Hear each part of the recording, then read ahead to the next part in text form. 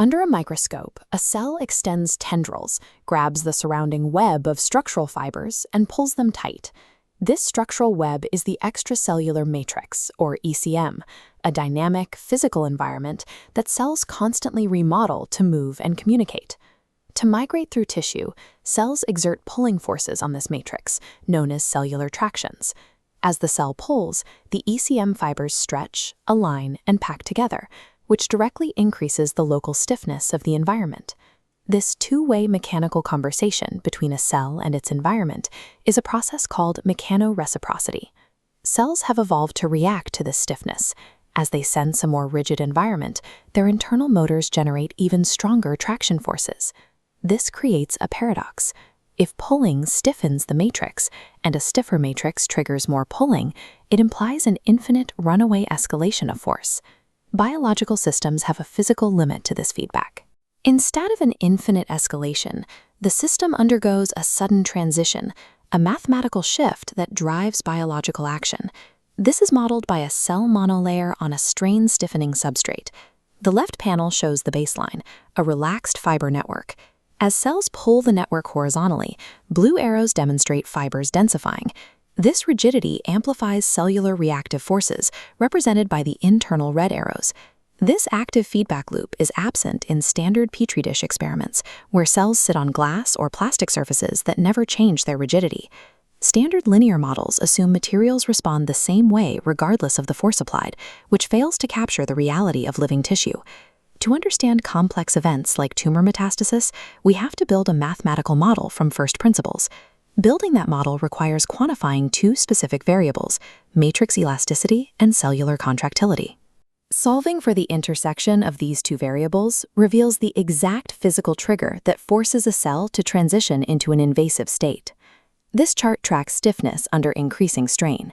Notice the flat line representing polyacrylamide, the standard laboratory hydrogel. Its stiffness remains constant regardless of pulling force. Contrast that with physiological matrices like collagen and fibrin, which follow sharp upward curves. These materials exhibit strain-stiffening. After crossing a specific strain threshold, their shear modulus spikes. Biologically, this prevents tissues from tearing apart under extreme deformation. We represent this behavior mathematically with the exponent alpha, which governs the nonlinear response. By adjusting this exponent, researchers can tune the severity of the matrice's stiffening response in the theoretical model. This establishes that the cell is moving through an environment that becomes exponentially more resistant the harder it is attacked.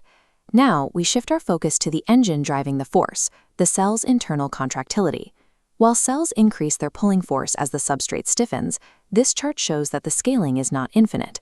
As we move to the upper right portion of the data, the points flatten into a horizontal plateau. This represents the mechanical ceiling of the cell's myosin motors. There is an absolute maximum traction a cell can achieve. This biological ceiling is captured using a Hill function, which maps force generation against stiffness. The Hill function models a rapid initial increase in force, followed by a hard saturation point. The beta exponent determines how sharply the cell reacts to initial stiffness before hitting that maximum limit. Because the cell is a bounded system, the mechanoreciprocity loop is prevented from infinitely compounding. The primary challenge is finding the equilibrium where the substrate's resistive force perfectly matches the cell's target traction. We do this by setting our two formulas equal to each other in three-dimensional space. When nonlinearity is low, meaning low alpha and low beta values, the curves cross exactly once, creating a single, predictable state. But what happens if the matrix becomes highly concentrated or the cell becomes highly reactive? The geometry of the equations bends. In high nonlinearity environments, the plane folds, creating multiple intersection points. This phenomenon is known as a saddle node bifurcation. There are now three distinct possible states: a low traction state, a middle state, and a high traction state. Using linear stability analysis, we can test which of these points can exist in reality. The math proves that the middle state is inherently unstable. Any slight disturbance destroys the balance. A cell is physically prevented from resting in that middle state. In the low traction state, the system is stable, but the cell is operating on a soft, unstiffened matrix. In the high traction state, the system is also stable, but the cell is locked into a rigid matrix with its motors at full power. Moving between these two states is not a smooth ramp, it is a discontinuous snap. Increasing matrix density or the cell's internal contractility forces the system off a mathematical cliff, instantly transforming a passive cell into a high-force machine. If a high-traction cell suddenly encounters a slightly softer patch of tissue, does it immediately revert to its low-traction state?